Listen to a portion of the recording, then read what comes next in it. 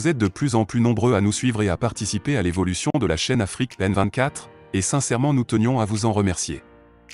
Nous lisons tous vos commentaires qui enrichissent le débat et vraiment nous vous demandons de nous soutenir, en vous abonnant et en aimant les vidéos pour une large diffusion, et pour continuer à avoir une ligne éditoriale indépendante, et vous proposer de nouvelles émissions toujours de plus en plus enrichissantes.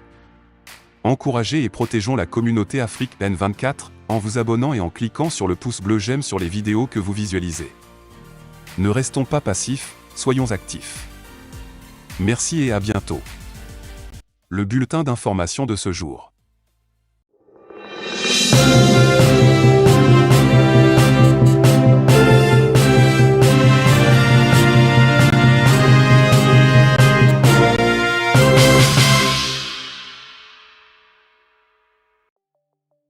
Gabon, Brice Oligui prête serment en tant que président de la transition. Après avoir renversé Ali Bongo Ondimba il y a 5 jours, Brice Oligui Nguema prête serment ce lundi en tant que président de la transition au Gabon. Il devient ainsi le 4e président de l'histoire de ce pays d'Afrique centrale, succédant à Léon Mba, Omar Bongo Ondimba et son fils Ali Bongo. Cette étape marque le début d'une nouvelle ère politique au Gabon, mettant fin à plus de 50 ans de règne ininterrompu de la famille Bongo. La famille a été évincée du pouvoir par Brice Oligui Nguema, ancien aide de camp d'Omar Bongo et commandant de la garde d'Ali Bongo. Mercredi, à peine une heure après l'annonce de la réélection d'Ali Bongo avec près de 65% des voix lors de l'élection présidentielle du 26 août, Brice Oligui Nguema a pris la tête d'un mouvement militaire déclarant la fin du régime et accusant des fraudes électorales. Depuis ce coup d'État, Brice Oligui Nguema apparaît chaque jour aux côtés des généraux et colonels commandant les forces armées, la gendarmerie et la police. La population exprime sa gratitude envers l'armée pour avoir libéré le Gabon du clan Bongo lors de petites manifestations quotidiennes. Ainsi, c'est un militaire qui bénéficie d'un fort soutien populaire qui officialisera son accession au pouvoir devant les membres de la Cour constitutionnelle, qui a été réactivée pour légitimer le nouvel homme fort de Libreville après avoir été mis en veilleuse au début du coup d'État. Cependant, des inquiétudes subsistent quant à la durée de la transition, Brice Oligui n'ayant pas encore précisé cette période malgré ses rencontres avec divers secteurs de la société gabonaise. Il a toutefois promis de mettre en place des institutions plus démocratiques avant d'organiser des élections libres. En seulement 5 jours, Brice Oligui, ancien commandant de la garde prétorienne d'Ali Bongo, s'est engagé dans un intense marathon médiatique. Il a convoqué les forces vives de la nation, en plus de diplomates et d'organisations internationales, pour expliquer que son coup d'État visait à éviter un bain de sang, mettre fin à une corruption massive et à une gouvernance catastrophique après 55 ans de règne de la dynastie Bongo. Et redistribuer les immenses richesses du Gabon aux plus démunis. Ce militaire de 48 ans à la carrure athlétique a exprimé son autorité en sermonnant chef d'entreprise, leader religieux, syndicaliste, politicien et journaliste, tout en menaçant les entrepreneurs impliqués dans la corruption. De son côté, l'opposition gabonaise est divisée. Albert Ondoosa revendique toujours la victoire à la présidentielle, mais il risque de s'isoler. Certains opposants ne souhaitent pas rester spectateurs de la transition militaire. La situation actuelle crée de la confusion, mais tous semblent satisfaits que la famille Bongo ne soit plus au pouvoir. Les ténors de la coalition Alternance 2023 ont été reçus chaleureusement par le général Oligui au palais présidentiel dimanche, bien qu'Albert Ondoosa continue de revendiquer sa victoire. Le Gabon traverse une période d'incertitude politique, avec le général Oligui qui cherche à établir un nouveau cadre politique tout en apaisant les tensions dans le pays. La transition politique et le sort d'Albert Ondoosa demeurent des questions cruciales à surveiller dans les semaines à venir. Gabon. Brice Oligui énonce ses promesses lors de sa prise de fonction. Le palais du bord de mer à Libreville, au Gabon, a un nouveau résident, Brice Oligui Nguema. 5 jours après avoir mis fin au mandat d'Ali Bongo, ce général approchant la cinquantaine a pris ses quartiers. Ce lieu de pouvoir suprême au Gabon ne lui est pas étranger, puisqu'il a déjà travaillé là-bas. Tout d'abord, en tant qu'aide de camp d'Omar Bongo Ondimba, puis en tant que commandant de la garde présidentielle sous son fils. Cependant, le général est désormais le chef et marche sur la moquette rouge de ce lieu emblématique.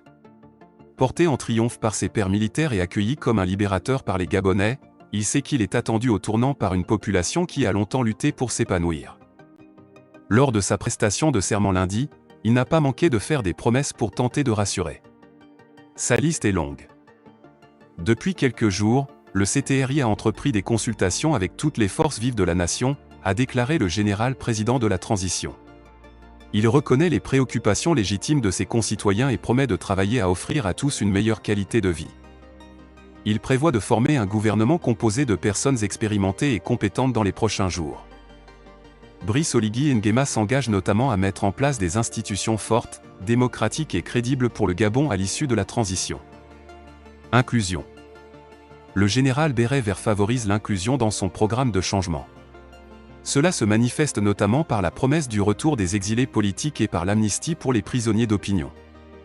Son programme politique inclut également l'élaboration d'une nouvelle constitution par le biais d'un référendum, ainsi qu'un nouveau code électoral et un code pénal fiable garantissant à tous des chances égales. Le renverseur d'Ali Bongo ajoute « Notre pays, le Gabon, mérite des institutions fortes, crédibles, une gouvernance assainie en phase avec les normes internationales en matière de respect des droits de l'homme, de libertés fondamentales, de démocratie et d'état de droit. » Malgré les critiques et le fait que sa légitimité ne provienne pas des élections, mais d'un mouvement militaire, il demeure calme et rejette cette notion. C'est sans aucune violence, sans heurts et sans effusion de sang que le Comité pour la transition et la restauration des institutions, CTRI, a changé le régime en place qui confisquait le pouvoir des institutions de la République depuis plusieurs années au mépris flagrant des règles démocratiques, a déclaré Brice Oligui. Il a cité Jerry John Rawlings en ces termes, « Quand le peuple est écrasé par ses dirigeants avec la complicité des juges, c'est l'armée qui lui rend sa liberté et sa dignité. » Il a également cité Desmond Tutu en déclarant « Si vous êtes neutre face à une injustice, c'est que vous avez choisi de vous ranger du côté de l'oppresseur. » Il reste à voir comment ce programme sera mis en œuvre.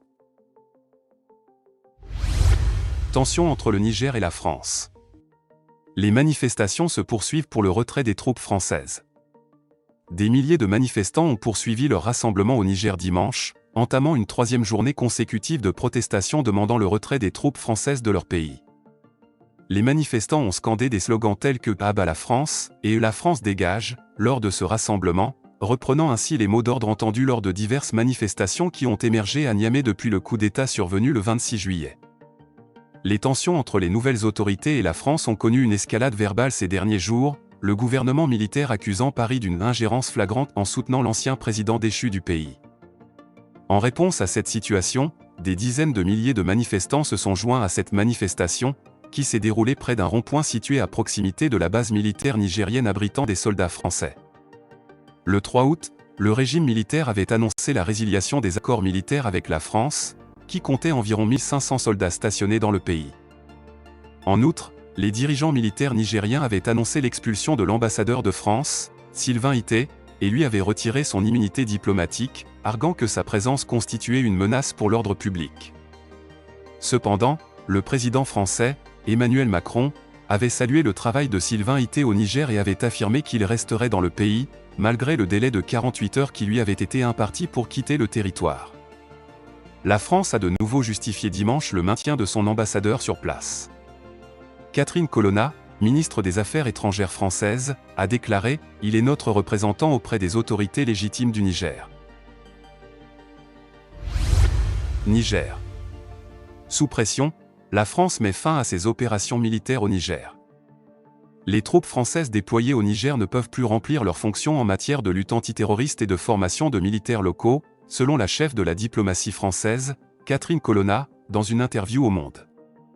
Ces troupes, présentes au Niger à la demande des autorités nigériennes pour soutenir la lutte contre les groupes armés terroristes et assurer la formation des forces locales, ne peuvent plus remplir leur mission en raison de l'absence de coopération opérationnelle avec les forces armées nigériennes, a expliqué la ministre. Emmanuel Macron, président français, a réaffirmé qu'aucune décision concernant le Niger ne serait prise sans consultation préalable avec le président élu Mohamed Bazoum. Il a également exprimé son soutien aux mesures prises par la Communauté économique des États de l'Afrique de l'Ouest, CEDEAO, pour condamner le coup d'État au Niger et restaurer l'ordre constitutionnel. Selon Europe 1, les militaires français sont confinés dans leur base au Niger, et bien que 1500 d'entre eux soient présents, ils sont peu visibles dans les rues. Néanmoins, le contingent français reste en état d'alerte pour protéger les intérêts français. Le coup d'État au Niger, survenu le 26 juillet, a conduit à la destitution du président Mohamed Bazoum, la fermeture des frontières, l'instauration d'un couvre-feu, la suspension de la Constitution et l'interdiction des activités politiques des partis. La CEDEAO a imposé des sanctions sévères aux nouvelles autorités et a appelé à la libération de M. Bazoum. En août, Les nouvelles autorités ont exigé le retrait des militaires français, dénonçant les accords militaires avec la France.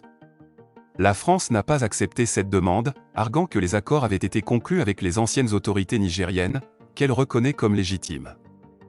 Catherine Colonna a fait cette annonce alors que des manifestants menaçaient de prendre d'assaut l'ambassade de France au Niger si l'ambassadeur Sylvain Ité ne quittait pas le pays prochainement. Cependant, elle a déclaré que l'ambassadeur français pouvait poursuivre son travail en toute sécurité, affirmant qu'il était accrédité auprès des autorités légitimes du Niger. Le ministère nigérien de l'Intérieur, contrôlé par le CNSP, Conseil national pour la sauvegarde de la patrie, a récemment exigé que l'ambassadeur français quitte le pays en 48 heures, prétendant qu'il se trouvait au Niger en situation irrégulière. Le ministère français des Affaires étrangères a souligné que les nouvelles autorités n'avaient pas le droit de faire de telles exigences, car l'agrément de l'ambassadeur provenait uniquement des autorités légitimes nigériennes élues.